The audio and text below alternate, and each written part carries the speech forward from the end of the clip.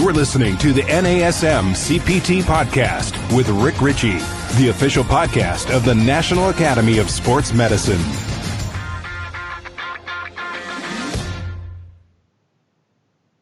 Welcome to the NASM CPT podcast. My name is Rick Richey. I'm happy to be here today, and I'm happy you're here listening, whether it's the podcast, you're on the Facebook Live, watching the streaming coming through. And if you are on the Facebook Live portion of this, which tends to happen every Monday and Friday at 12 noon Eastern time, then you're in luck because you get to ask questions live. And our producer, Greg Esposito, is there, and he will field those phone calls. He's going to be doing that today, and he's going to be doing it with a very special guest that we got here. His name is Tony Ricci, and not to be spelled like my name. He's R-I-C-C-I. Mine is R-I-C-H-E-Y. So Tony is with us today, but let me tell you a little bit about him, and then I'll let him dig into his story. And then we're going to talk about fight sports, fight conditioning, weight cut, things like that for fighters.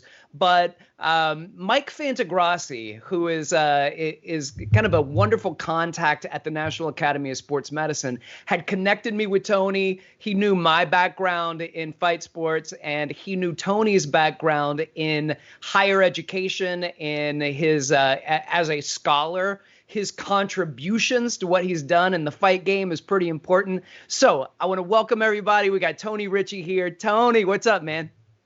Hey, Dr. Rich, thanks for having me today. Excited. I love my NASM team, by the way. You what? I said I love the NASM team. Of course, I am a PES, CES, and I work with you guys closely at the university. Of course, I teach. I'm a professor of exercise physiology and sports science at LIU Brooklyn, where we run some of the NASM courses too, proudly, and our students love that. So always happy to be joining on with the NASM guys and the team and those members and those who are certified through the organization. Oh man, well, I was excited to be connected with you because we had some people in common. There was a connection with RGA. So you're in Brooklyn. I am in Orlando. I'm in Manhattan. And we got connections there with some of Renzo Gracie's trainers. And I mentioned PJ McMahon and Jamie Crowley. And you knew those guys. Tell us a little bit about what you do that's not at the university. Okay, so I have, just in brief, grew up in a wonderful era of boxing. And my father was a big boxing fan. So the Hagler Hearns era, Muhammad Ali, Frazier. Now, I was very young even during those fights. But I took a great interest in fight sports as a youngster. And loved boxing and did some judo and stayed with that my entire life. So in addition to my academic career, which is really an amalgamation of the sports sciences, nutrition science, and sports psychology at the doctoral level, I was always a fan of fight sports and really, Rich, very fascinated by fight physiology.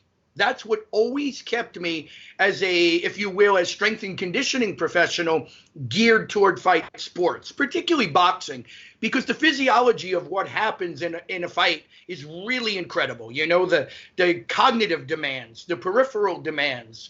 You need local muscle endurance. You need much cardiorespiratory endurance, strength, speed, power. So the point to that is, when I combined my education, strength, conditioning, the sports sciences, it really married well with the fight sports because I was a huge fan.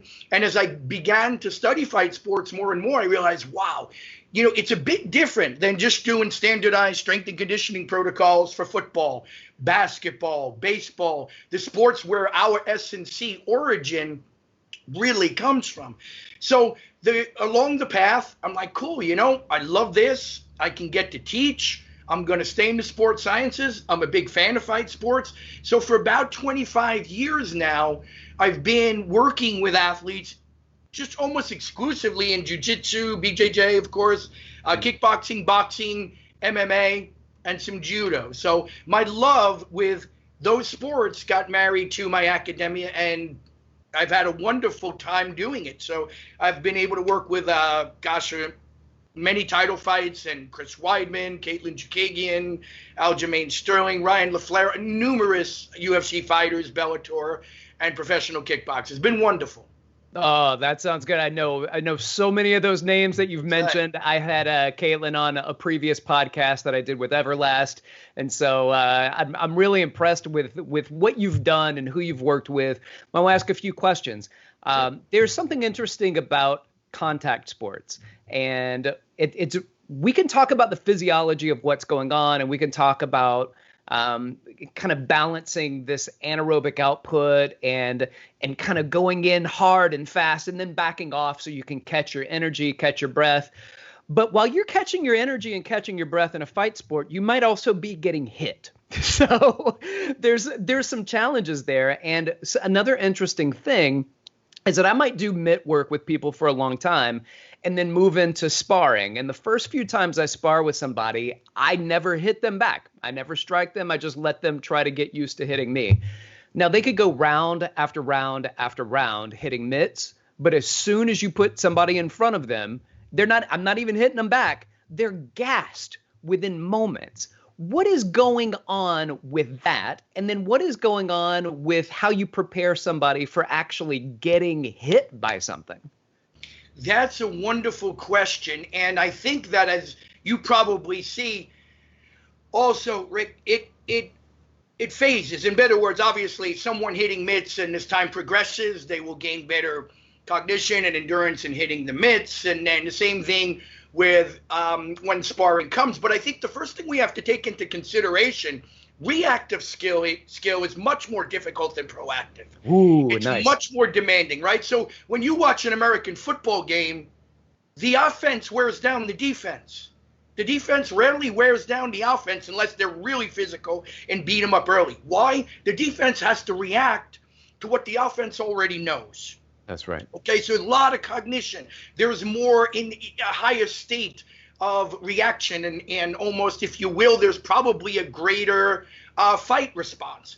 So reacting to an attack is very different than proactively hitting mitts, because simultaneously you have to process what you're going to do and what immediately may happen to you. And let's be honest, I mean, anytime you can get hit, if you're not used to that, it's going to take a high energy demand. Hyperarousal, tension, everybody does tighten up when getting hit. So I think it's the first thing to look at right there, and you well articulated already, is the physiology changes. It changes because the brain is changing and what it's doing. And the brain runs physiology technically in, right? Okay. So if you're nervous about something and you have fear about something, that's going to transmit somatically, and you're going to tighten up and you're going to tire much more. So when you say 1, 2, 3, like jab, right hook in a mitt combination, and that's kind of proactive. They respond to your call, but they are doing that. They're hitting the mitt, and there's nothing they have to respond to your next cue, particularly, and it's not threatening. And then here's the other issue too. Getting hit for you, of course, isn't very good for you.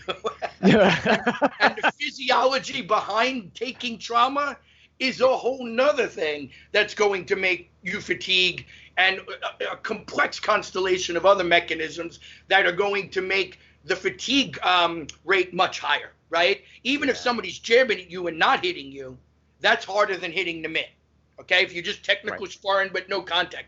Once the contact occurs, now we have a whole different set of physiological mechanisms we have to understand. So to your point, it's proactive. I mean, hitting a ball off a tee is proactive. Hitting it when the pitcher throws it, reactive. A little bit more challenging, Yeah, that's such a great point. And one of the interesting things is we talk about these open loop and closed loop systems.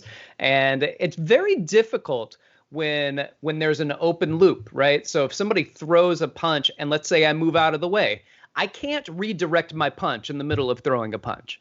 Right. So you kind of have to have a plan and a follow up, a whole series of computer programs that say if then.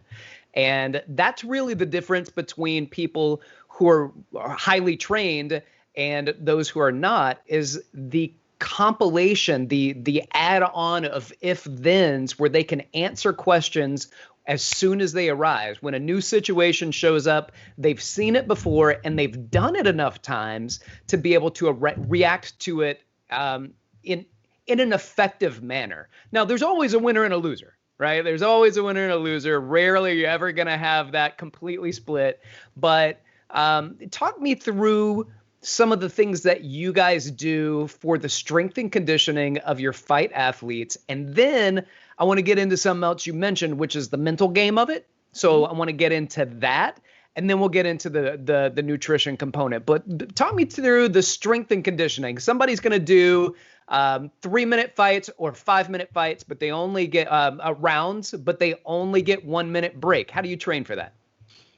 Okay, good question too. So we're basically breaking down the cardiorespiratory facets versus maybe the neuromotor, right? Power and speed, because they're separate entities. So a couple of things I think is really, really important, Rick. So a lot of times we will say, well, there are well-adopted strength and conditioning protocols. And I really like, and I mean this from my heart, the way NASM has organized their OPT model as an example, right?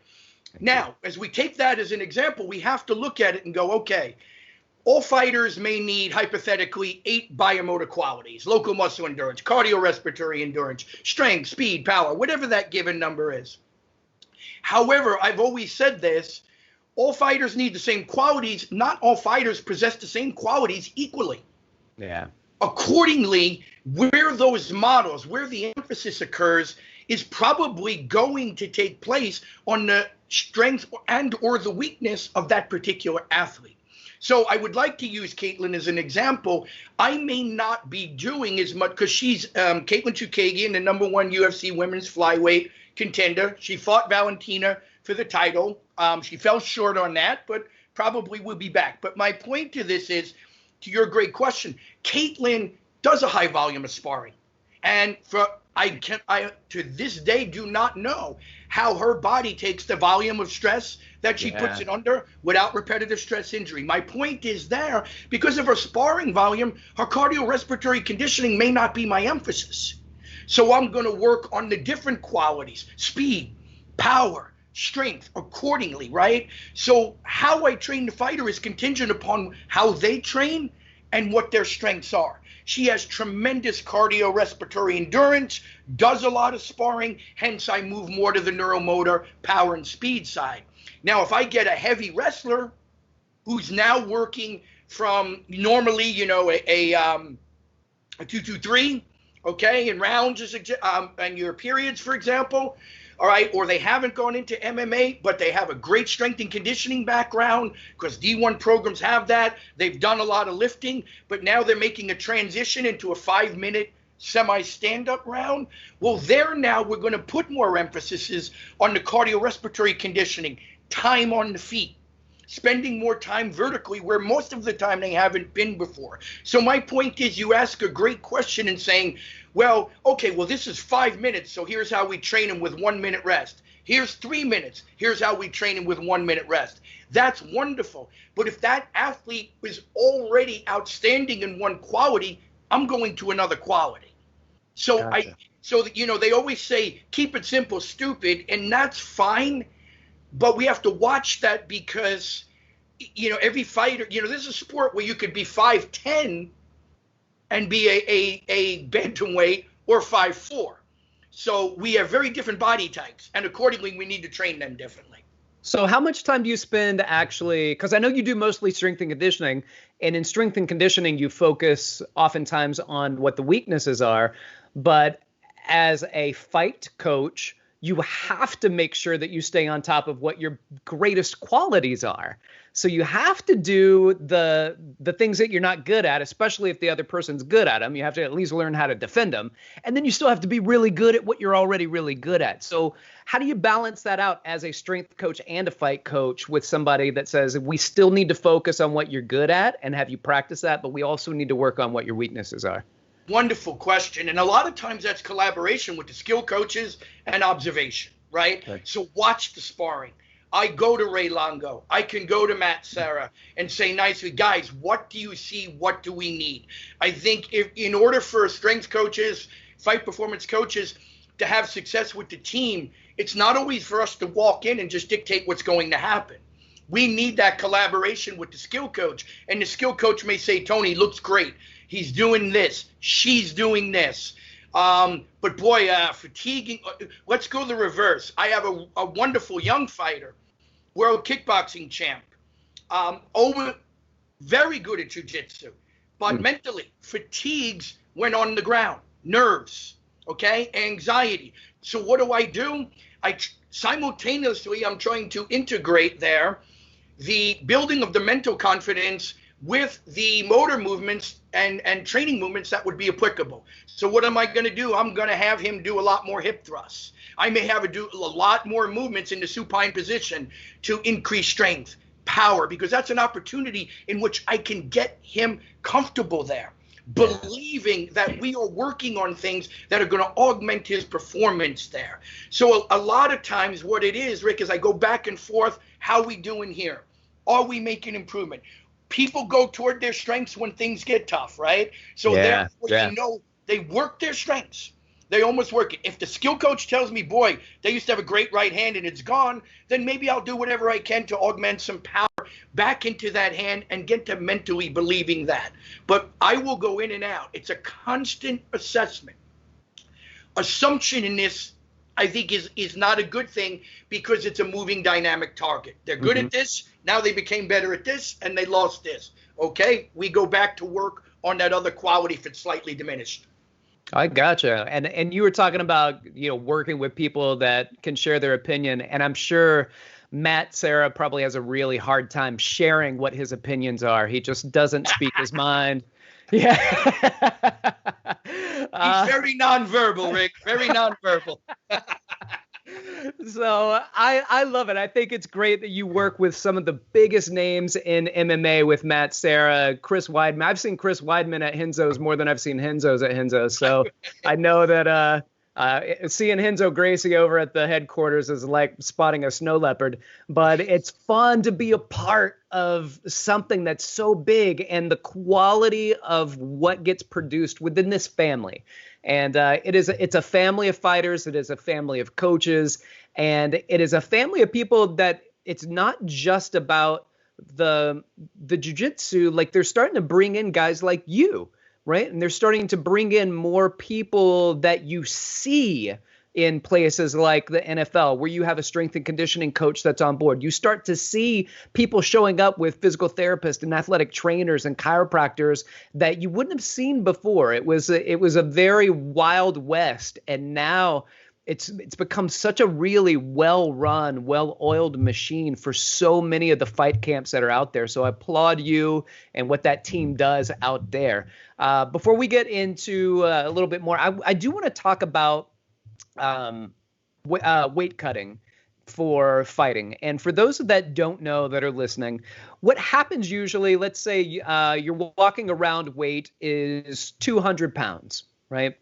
That is not the weight that you're going to fight at, because what you want to do in the fight world is say, I wonder if I can get down to 182. And if I can cut weight at 182 and weigh in the day before the fight, by the time the fight gets around, I might be able to gain 10, 12, 15 pounds back.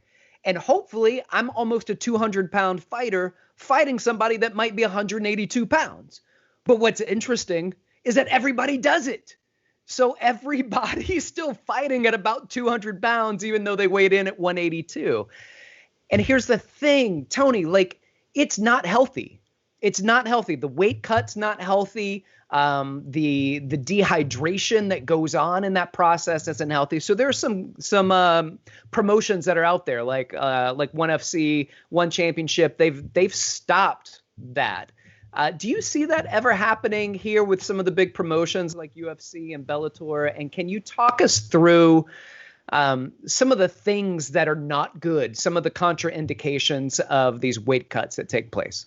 Absolutely, Rick. And again, just a wonderful description of exactly what's going on. Okay, couple of things. Great point on One Championships. Now, I will tell you this. I think, remember now, weight cutting or weigh-in events are are moneymakers. So yes.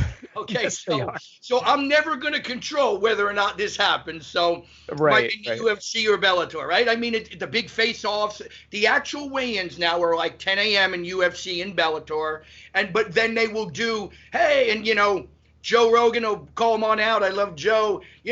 Valentina, and they come out and they face off, and people come, and that's televised or streamed. So this is a promotional event, and that's not going to easily be removed if there were no weight classes. So just something to think about there too. Okay.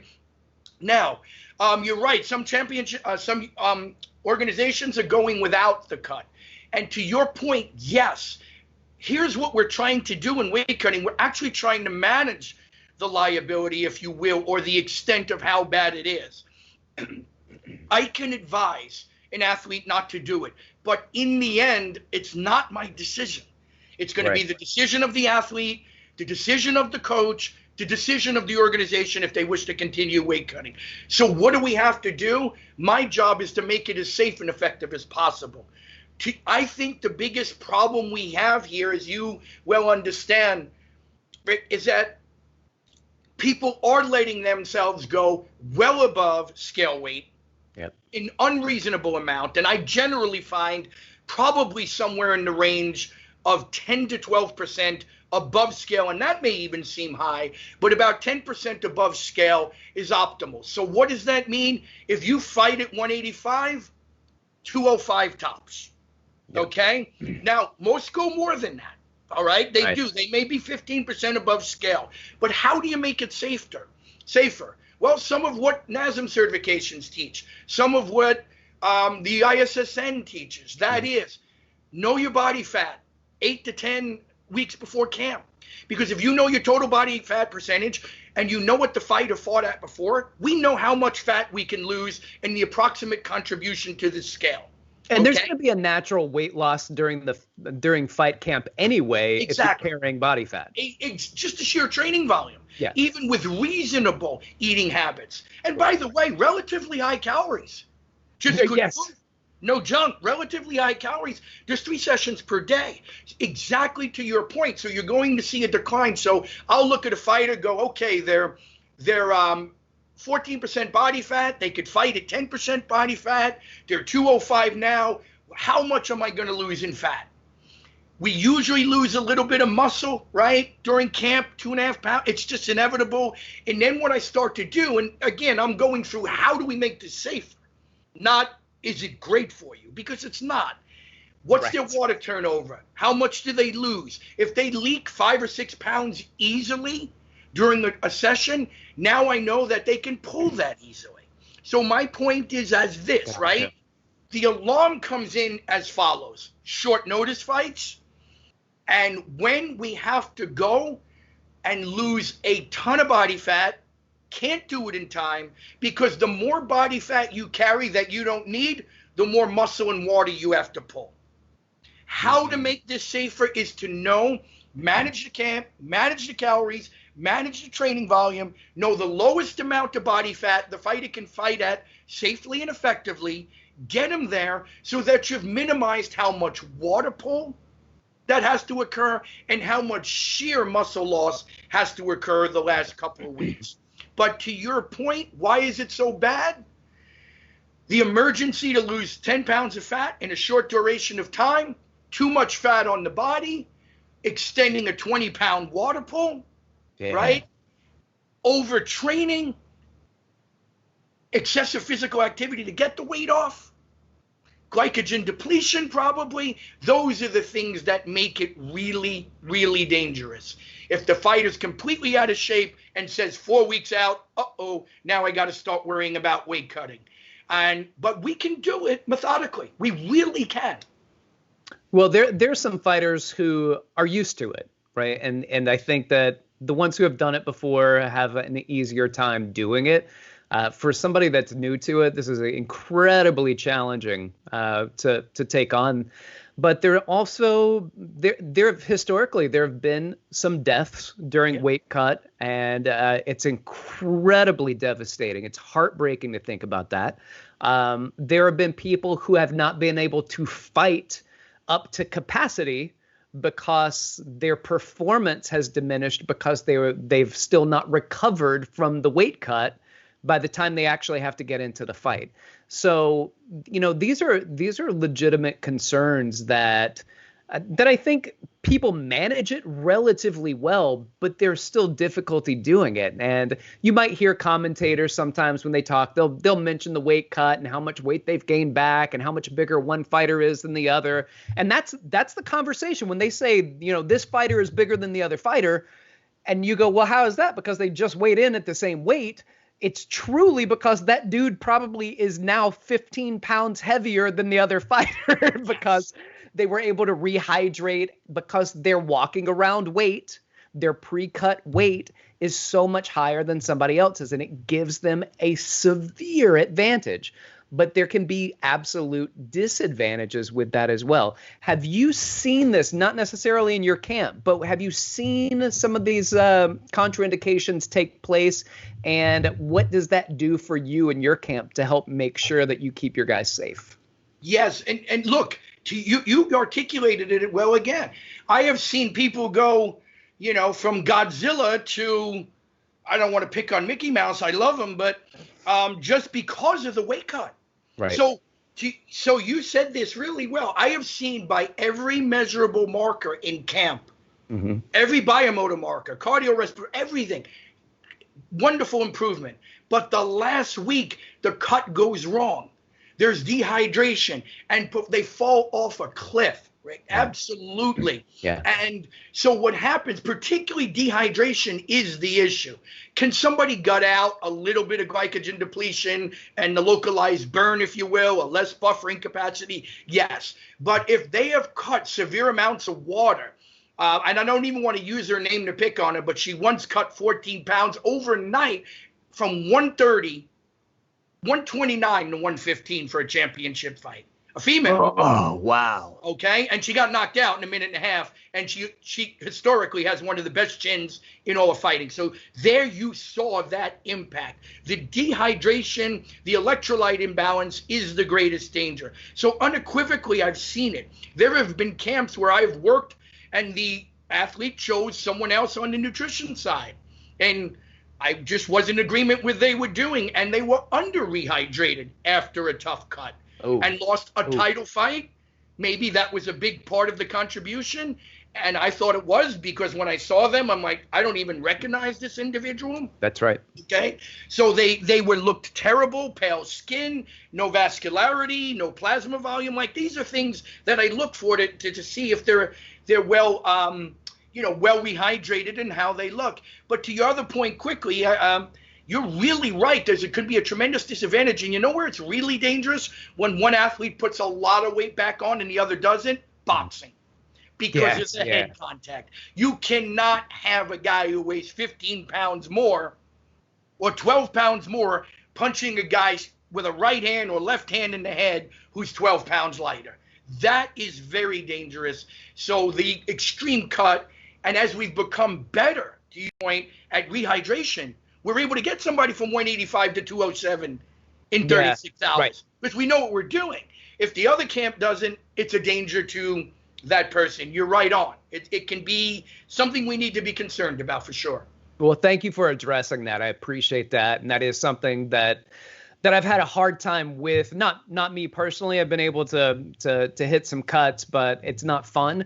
And it's really challenging. We see more and more people are getting better at it, but there's still people that fall through the cracks and end up having some real bad fights because of that. Yep. Now, you've mentioned with people like Caitlin and some other fight camps where you've got people doing 3-a-days for 6-week camps or 8-week camps. All right. I need you to talk me through it, because I don't think people understand it is not all bang, bang, bang, bang, 100% get in there and spar with the person. Tell me what fight camps are like, and then please explain to me what your rejuvenation, your recovery schedules, what do you do to actually allow them to not be absolutely miserable 2 weeks into it, that they can keep coming in and producing? Wow, really great question. And that varies, of course, to individual, what motivates them, the structure of their camp. But to your point, Yes. A lot of his skill work, right? So it might be an hour, you're a jiu-jitsu guy too, and you might be rolling, okay, for an hour, working on various techniques, defensive techniques that your opponent is very good, maybe applying rear naked choke, guillotine, crucifix, whatever, and you're working defensively against that. So you're getting a lot of work there. It may not be 100%, but still, it's a relatively intense session compared. Then later you may have some Muay Thai work. All right, because you're refining your kicking skills and you want more power in the kicks. So I would obviously not control the scheduling, but this is high demand cognitively and physically, of course, because you're constantly focusing on new skills, and then you have to process those skills and make them permanent skills when you're away from that. So, and then you might see a light session or S&C with me. So I think one of the first things to recovery, to your point, is I have to know the schedule to the best of my capacity, because my training is last. Okay. One of the things we make a mistake, I think, and I have when I was younger as a performance coach, strength and conditioning, boom, boom, boom, and we're going all out, and we don't realize this is the 42nd session of the week. Yeah. Exaggerating. But so in order for us, when I have the whole schedule in front of me and the timing, I can plan good rehydration, refueling strategies.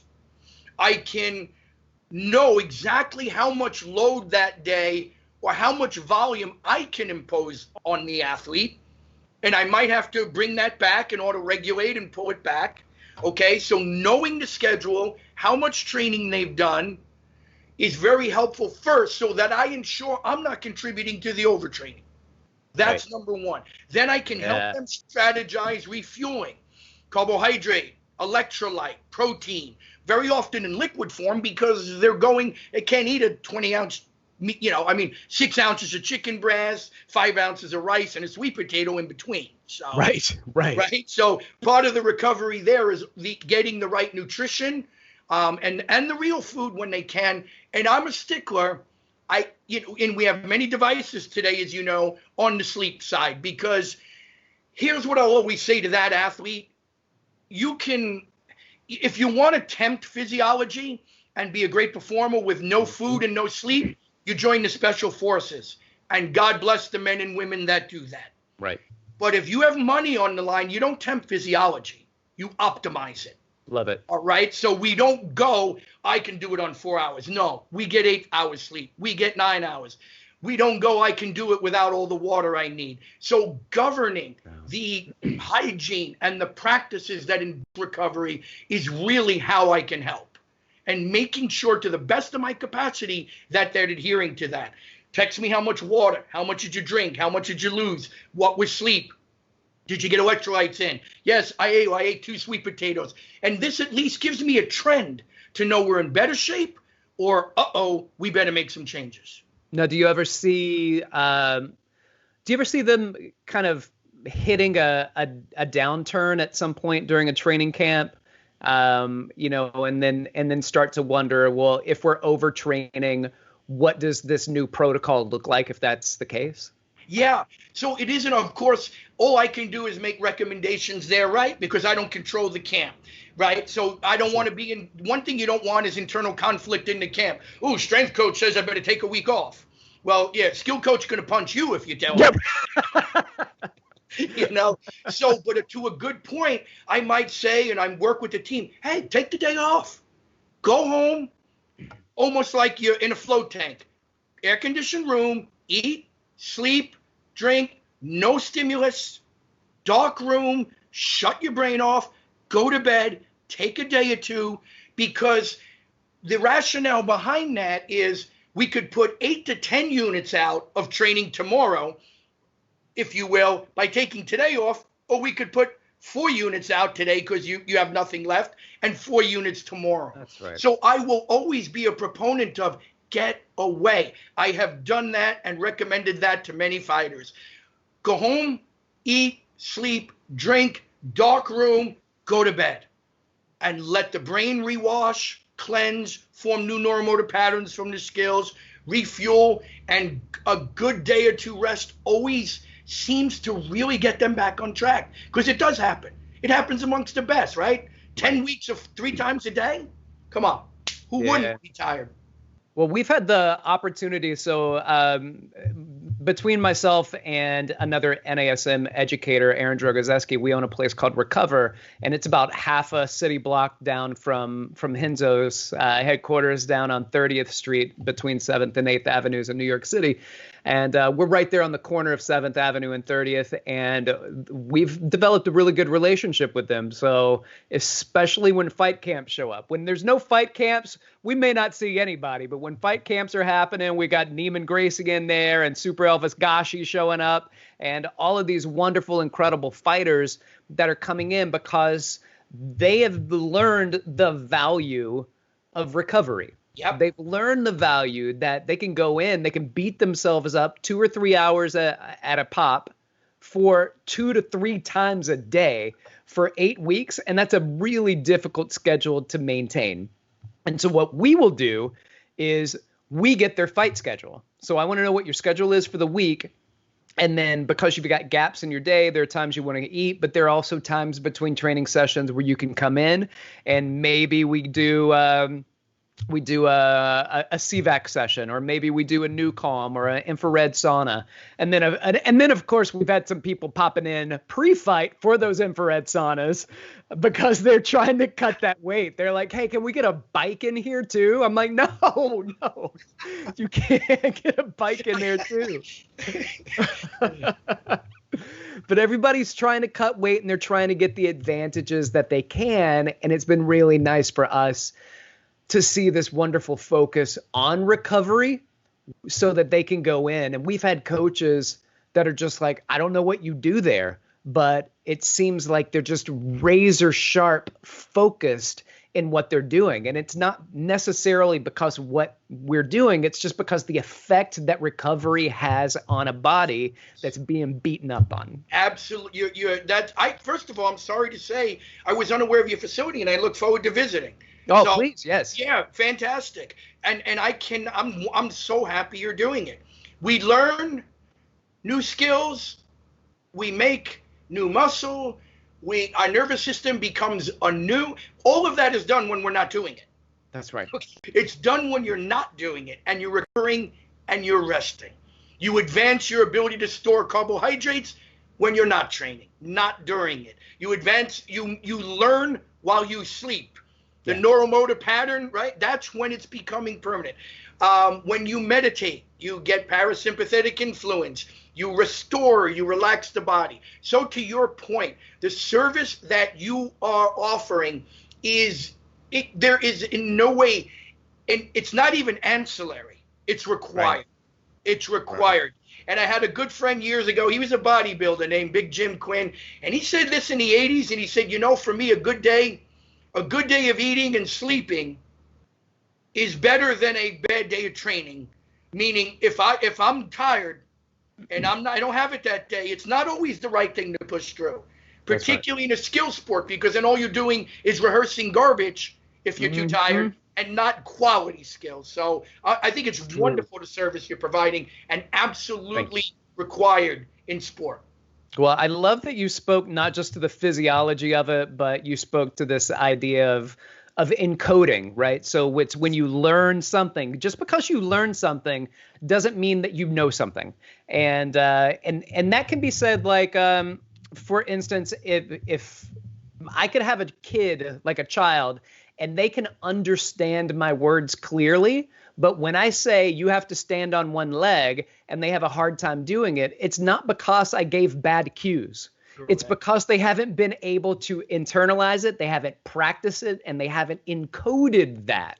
When it comes to a skill sport, you have to be able to not just hear the coach say words, and it's not because the coach said it wrong that the athletes don't get it sometimes. Sometimes it's just you got to practice it. It has to refine. It is a coordination that has to be learned and developed. It's not motor knowing. It's not motor hearing it. Now I can do it. It is motor learning. It is motor development. And so it's not something that you just hear once and you're able to do. It's a refinement process. And it's not only through practicing.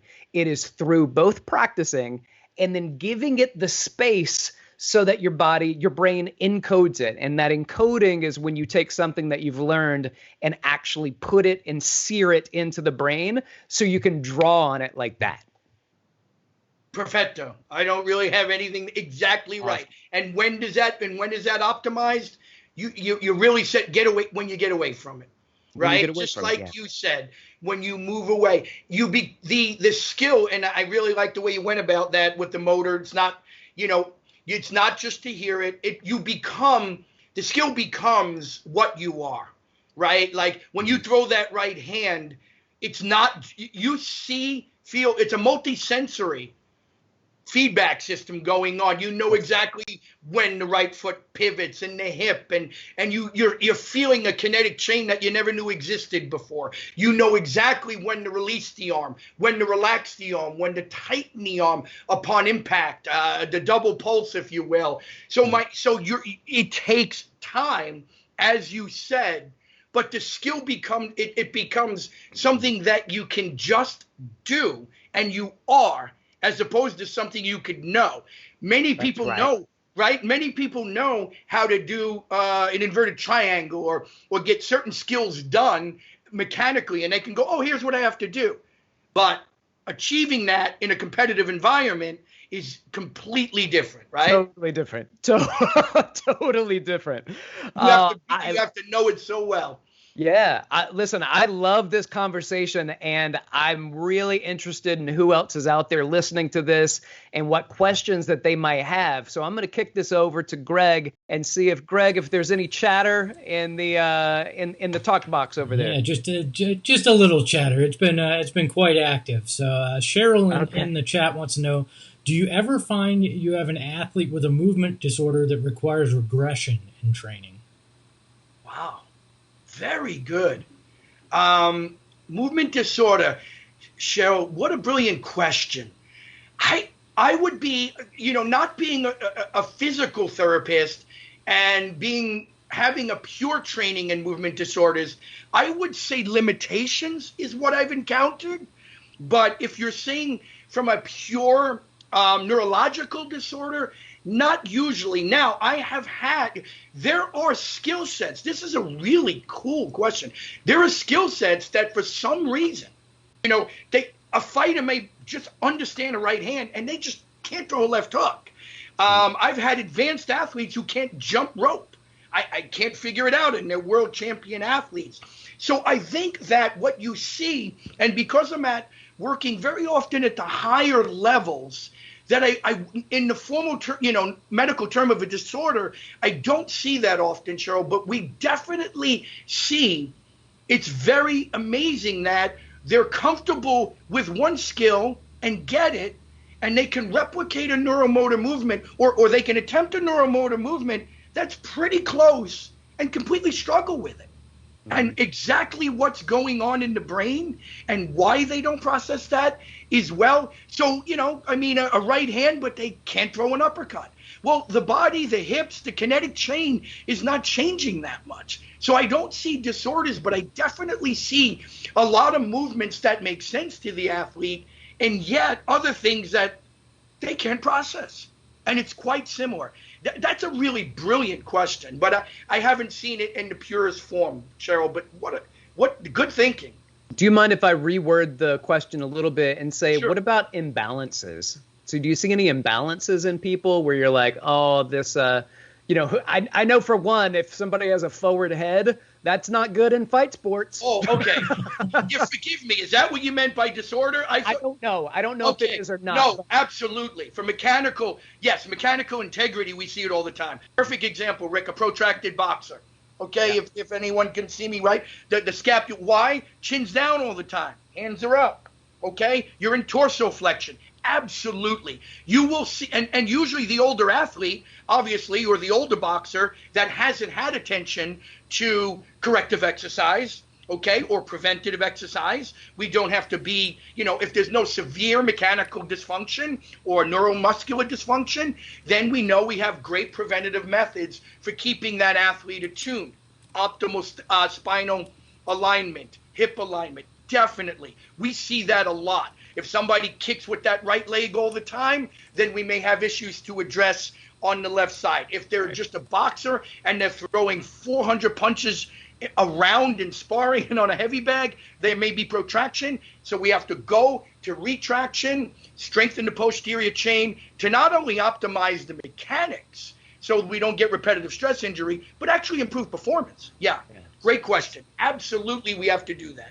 Perfect. Thank you. All right, Greg, what else you got, man? Yeah, Mahal wants to know, she understands that weight cutting isn't good, but how can they do it safely? And then also, you spoke about the importance of sleep.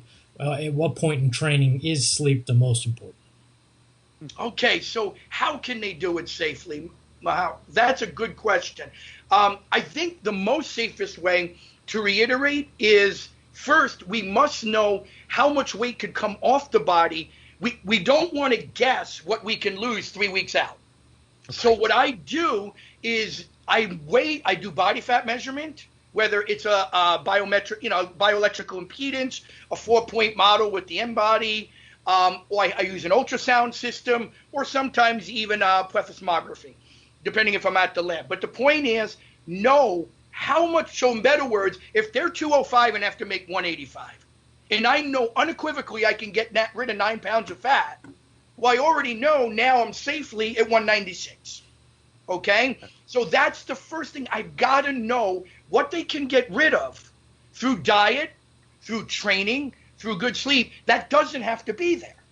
So if they can fight at 9%, I've got to get them there.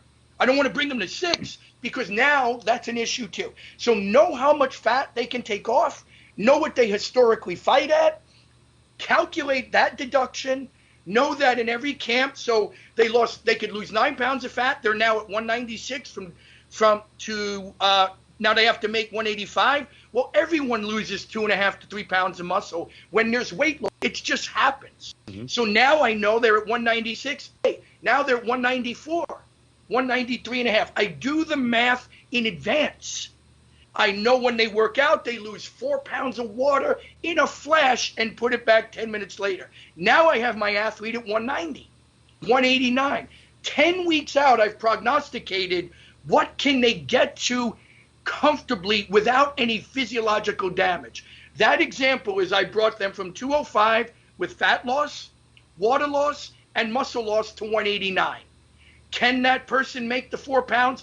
Very likely, because we have 36 hours to rehydrate. If you know the math and how we can get there, you can be safe. But if it's 3 weeks out and I'm at 205, I don't know what I'm losing. I don't have time to calculate anything. So it's advanced calculation. Sleep, anytime, anywhere. Great champ. A nap, 8 to 10 hours at night. And they do, by the way. They're rolled up in a corner, a mat somewhere, just sleeping. You got it. You've seen it, Rick. Anytime, anywhere would sleep. Anytime, anywhere. And I don't think, just to answer that more, I don't think it's more important in one part of the camp than any other. Sleep is the unforgivable sin. You can't not sleep. You have to sleep. That is the ultimate recovery. Before you start thinking about all these other things, your nutrition is there too, right? But you can't not sleep. And so many people, they give up on that. Or it's weird. It's this weird badge of honor that they only got 4 or 5 hours of sleep and then they got up and ran and trained. You need to let that go. That's got to go out. Absolutely.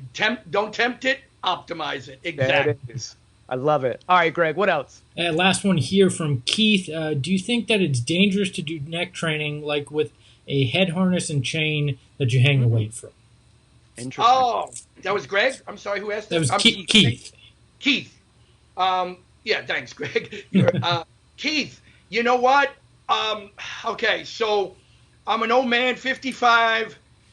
I did a lot of years of it. I'm kind of proud. It's like I just 19 and a half on the neck. But I would say this, watch the excessive flexion and extension. If you were to take that harness and work it much more isometrically, I think that could be safe.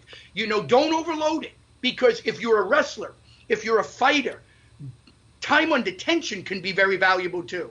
So you can train the neck isometrically with bands, have people wrap it, use an iron neck. But I do think that the neck harness can be used safely, but again, what do you want to avoid?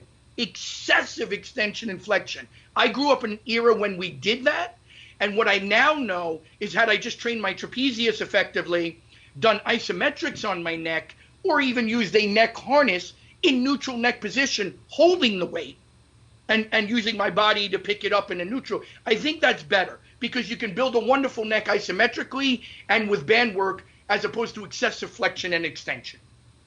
Nice. I like that. Thought on that? Are you good with that? Or? Yeah, I like that. I like that answer. Have you seen, what is the thing called? It's got this like halo that people put on. Neck. Yeah. That's what the iron neck is. Yeah. And that's great because you got a neutral neck and you keep it neutral and people pull on sides. I think it's a nice tool. I've used it. Yeah, okay, all right, cool, because I've seen it pop up in my Instagram feed, and I'm like, let me see. I wonder if I want to give that a try. It's not bad. It's really pretty good. But when I've seen it, I've always thought, man, I feel like that is going to be way better than doing these neck crunches off the edge of the ring, which was a big boxing thing that you would do. And then they'd flip over and they'd do their neck extensions off the edge of the ring. And they'd have this head harness and they have plates at the bottom of it. And so they're working out their neck, practicing flexion and extension, when I guess when you're fighting, you really want to practice not having your chin snap sideways as opposed to practice strengthening it going sideways or up and down or backward. Right, we need that isometric strength there, largely correct. And wrestling a little bit more, you're right on. Rick, look, I used to do hip thrusts, if you will, with my head on a mat. Oh, yeah. And hip thrust with my neck. So my point to it is it was unnecessary, everyone. You can get a great neck without doing all that. Right. All right. Very good. So, Greg, are we cleared up on the list of questions? I actually have one that I found I've always been interested in. Is it tough to convince athletes, especially MMA fighters, that corrective exercise is important? Because it's not the sexiest of things to do when it comes to exercise. Great question on that, Greg. Really good question. Here's what I think. I think it was. I think we're getting better at it. And here's one of the ways that I always sell it. Somebody will say, I have Tony, I feel a little pain in my shoulder. Maybe I can't remedy that right away. But I immediately know some exercises that may be corrective/preventative that are going to be helpful. And I sell it through saying, hey, well, and obviously go to your PT, go to your physician, get the diagnosis. I'll wait on their diagnosis and get the yays or nays. But I think, Greg, as time progresses, particularly if you've got people who grew up in Division I wrestling programs with outstanding athletic trainers, strength coaches, it's a new era now. 20 years ago, they would laugh at a band. Today, everyone I work with will do retraction with a TheraBand, and they'll believe in it. And we'll do some, again, like the CS, I really like it. We'll incorporate some of those principles. And I think today, because fighters are concerned about longevity, I think it's much more easy to sell today, particularly in MMA, judo, Olympic sports, than, let's say, what I call the more freelance sports, boxing and kickboxing, that historically don't have academic formal training, strength and conditioning, USOC oversight type methodologies, if you will. Today with wrestling and judo, and you got a lot more of that. But it's exciting to see that, hey, here's how you do it. Here's our warm-up, guys. It's corrective and it's preventative. That's our warm-up. Nice. And they buy it. It also helps where you've got people like, one of the biggest names in the history of the sport, which you guys know very well, which would be George St Pierre. But he really lives and breathes this recovery component, and he's brought a lot of light to it. And whether or not he follows exactly what we do with the corrective exercise specialization, he is very focused on his recovery. He's very focused on his flexibility. He's very focused on his correctives.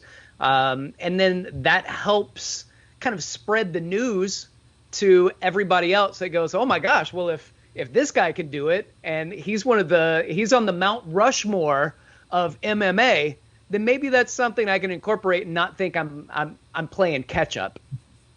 Yeah, I think you hit it perfect there, Rick. GSP I think he had foresight with that. Look at his level of conditioning. Look, good posture, good muscle balance. Just really almost like a physique competitor. Right.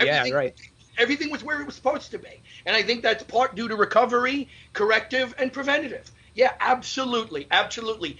And again, to reiterate, just, if it's a severe joint dysfunction or neuromuscular, hey, that's PT work. That's right. That's physiotherapy, maybe chiropractic.